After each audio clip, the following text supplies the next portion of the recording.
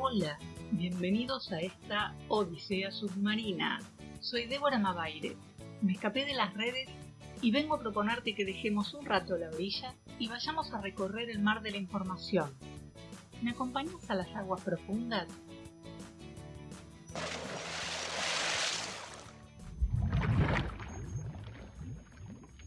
Pasó un nuevo aniversario de la Guerra de Malvinas, que en realidad es el comienzo de la guerra por el dominio del Atlántico Sur. Y los argentinos tenemos ahí nuestro corazón. Así que siempre que hablamos de Malvinas, nos estremecemos. Cada 2 de abril, muchos en los medios de comunicación hablan sobre los veteranos, otros hablan sobre las vicisitudes que pasaron aquellos días, y al día siguiente cada uno a lo suyo. Y chau picho. Hasta un nuevo aniversario nadie hablará ni de los veteranos ni de las Malvinas. Pero, ¿por qué es importante ese pedacito de la Argentina? Me gustaría mostrarte lo que está tras bambalinas en el Teatro de Operaciones del Atlántico Sur. Desde que apenas sabemos leer y escribir, nos cuentan que tuvimos 2 invasiones inglesas antes de Malvinas. Son las que mencionan los unitarios pro-británicos, porque ellos escribieron la historia, ya que les convenía para posicionar a sus héroes como Álzaga, Pueyrredón, Liniers, insoslayables invasiones además, porque crean las primeras milicias locales y sembraron los vientos independentistas y la famosa grieta que sigue vigente hasta nuestros días. Lo que nunca te cuentan de esas invasiones es que los acaudalados contrabandistas porteños recibieron gustosos a los ingleses que habían venido con una propuesta fantástica. Les traerían los productos manufacturados por la Revolución Industrial Inglesa y además los que vendrían de otros lugares productos de la piratería. Muchos, la mayoría, juraron lealtad a la corona británica. Y te preguntarás, ¿y por qué los echaron si les convenía? Porque los ingleses a cambio pretendían que les paguen impuestos a esa corona y controlar la aduana. Y si bien nos edulcoraron un poco la historia para crear los héroes que la incipiente nación necesitaba, también es cierto que las armas de la independencia, y muchas otras, las proveyó Inglaterra. Claro que también proveyeron la deuda. Pero sorprende que sigamos repitiendo que solo fueron 2 invasiones inglesas, porque en realidad tuvimos 15. 15. Sí, 15. Sin contar las veces que armaron escaramuzas y arriaron la bandera argentina o le prendieron fuego a nuestras instalaciones. Te cuento la primera de la que hay registro. Año 1763, invaden Colonia del Sacramento, que por entonces era parte del Virreinato del Río de la Plata. 2 años más tarde, en 1765, los ingleses invaden las Islas Malvinas. En la isla Trinidad, al noroeste de la Gran Malvina, ponen un apostadero y nombran Puerto Egmont al Puerto de las Cruzadas. Luego de los reclamos del rey de España, reconocen la soberanía de las islas a los españoles, pero no retiraron las tropas, lo que hace que se produzca el primer choque armado. En la otra isla, mientras tanto, en la isla Soledad, se acababan de instalar los franceses, que también terminaron reconociendo la soberanía española, por lo que recogieron sus petates y se fueron 2 años después. Así que en 1767, y mira qué fecha, el 2 de abril de 1767, Félix Ruiz Puente, primer comandante militar español, tomó posesión de las islas en una ceremonia que tuvo lugar frente a la casa del gobernador. El gobernador que se había autodenominado gobernador era el francés Bougainville, que hizo el traspaso de mando y zarpó para hacer la primera circunnavegación francesa del mundo. Felipe Ruiz Puente procedió a construir varios edificios comunes como cocinas y cuarteles y un año después una capilla consagrada a Nuestra Señora de la Soledad, que más tarde serviría para ponerle el nombre a la isla. Ruiz Puente, además, mantuvo una estricta vigilancia en las costas insulares y patagónicas hasta el Cabo de Hornos. La tercera invasión inglesa se produce en diciembre de 1769. El inglés Hunt llega con soldados y le avisa al gobernador Ruiz Puente que a partir de ese momento las islas son de la corona británica y que se tenía que ir. Por supuesto, Ruiz Puente no se fue. Desde Buenos Aires mandan una expedición comandada por el mayor general Juan Ignacio Madariaga y echa a los invasores 6 meses más tarde, en julio de 1770. La cuarta invasión, 18 años más tarde, en 1788, los ingleses ocupan la isla de los Estados y la isla de Tierra del Fuego. 2 años más tarde fueron expulsados de la isla grande de Tierra del Fuego y recién para 1791 los pudimos sacar de la isla de los Estados por orden directa del virrey Loreto. Para entonces ya se había firmado entre España e Inglaterra el Tratado del Escorial, por el cual se prohibía a los ingleses navegar y pescar a menos de 10 leguas de tierras españolas y establecerse en ellas. Pero, claro, los papeles no detienen ni las balas ni las ambiciones. Así que la quinta y la sexta son las del 25 de junio de 1806 y la de junio de 1807, que nos enseñaron en la escuela por sobre todas las demás. Y fue además una ocupación de seducción, hasta que los porteños se negaron a pagarles impuestos.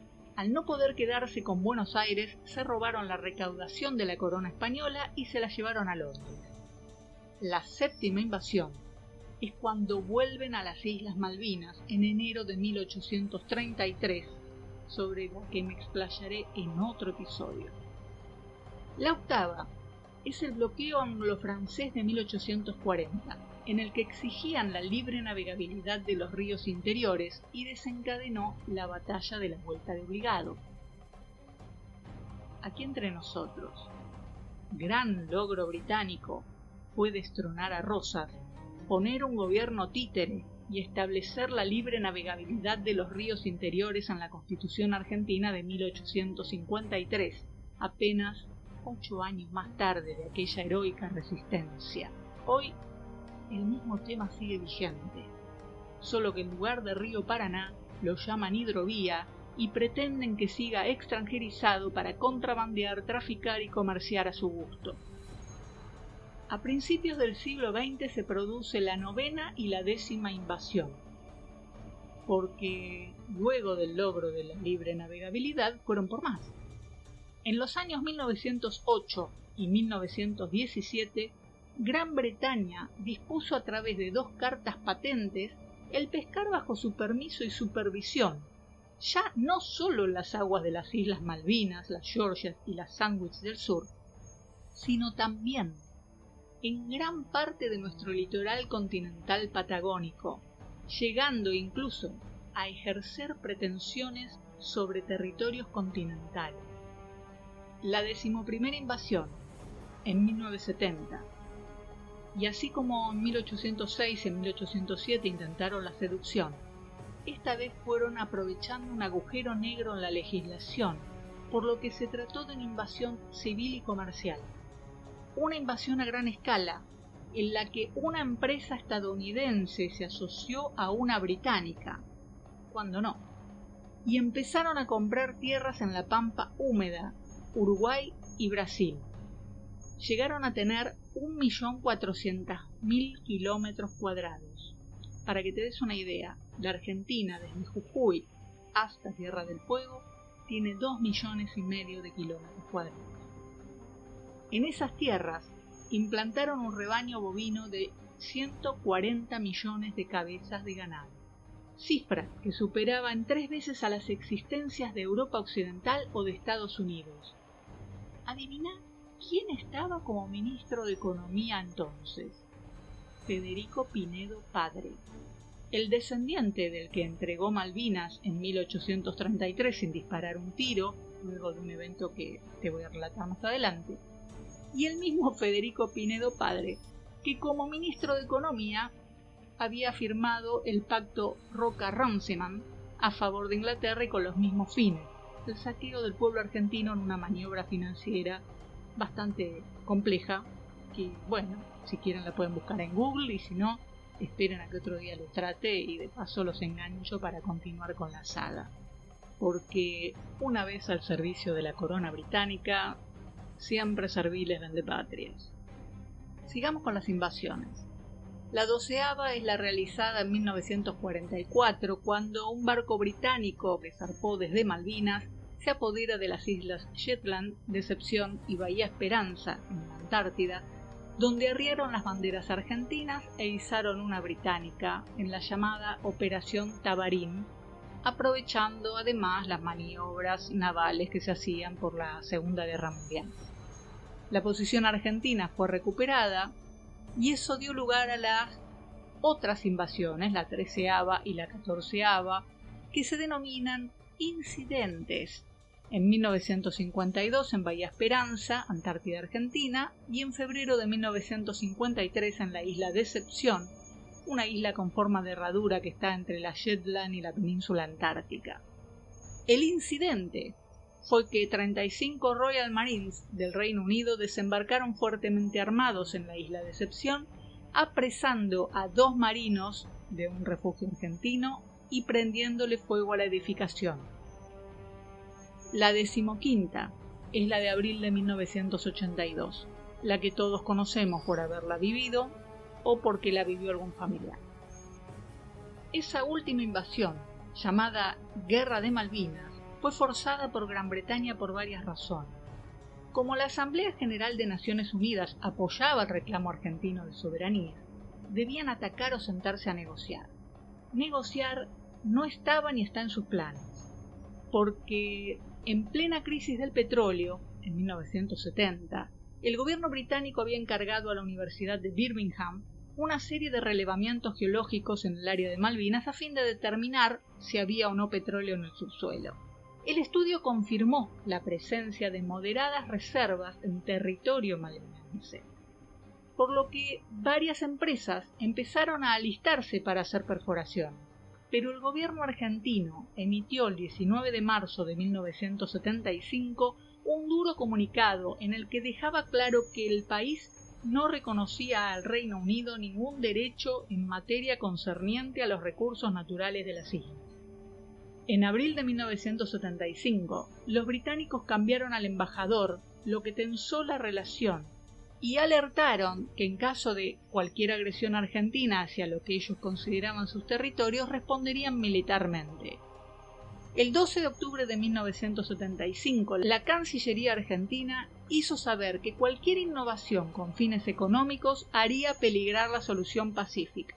4 días más tarde, el gobierno británico respondió confirmando el envío a las islas de una misión económica oficial encabezada por Lord Shackleton, hijo. El 4 de febrero de 1976, la nave británica estaba a 78 millas al sur de Puerto Argentino. La Armada Argentina, en ejercicio de la defensa de su soberanía, avisó que serían abordados. Los británicos desoyeron la orden, por lo que el destructor Arastorni hizo varios disparos de cañón cerca de la proa del Shackleton, sin obtener respuesta. Finalmente, asistido por un avión de exploración marítima de la Marina Argentina, continuó persiguiendo al buque inglés hasta 6 millas de Puerto Argentino. Por supuesto, esto tuvo una consecuencia diplomática. El gobierno argentino, ejercido por María Estela Martínez, exigió el retiro del embajador británico en nuestro país y, por supuesto, retiró al nuestro de Londres. Claro, 40 días más tarde la retiraron a ella, siendo apresada por la junta militar que comandó el golpe de Estado, y Videla se sentó en el sillón presidencial. El resto, lamentablemente, ya lo conocemos. Pero, si siempre le fue tan fácil comprar políticos argentinos, ¿por qué era y es tan importante Malvinas como para poner allí una base militar permanente? El conflicto bélico abarcó más que las Malvinas. Por eso lo correcto sería denominarlo Guerra por el Atlántico Sur, una guerra que aún persiste, y lo que está en disputa es el dominio y explotación de los archipiélagos, la Antártida, sus mares, sus recursos naturales y las rutas marítimas que pasan por nuestro territorio.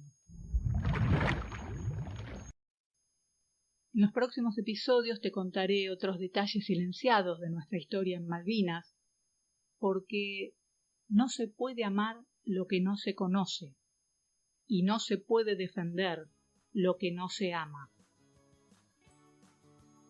Te pido que por favor recuerdes que este trabajo en solitario es una producción independiente y que tu aporte ayuda a sostener no solo la tarea, sino también la independencia que tanto necesitamos para entender y conseguir una patria libre, justa y soberana.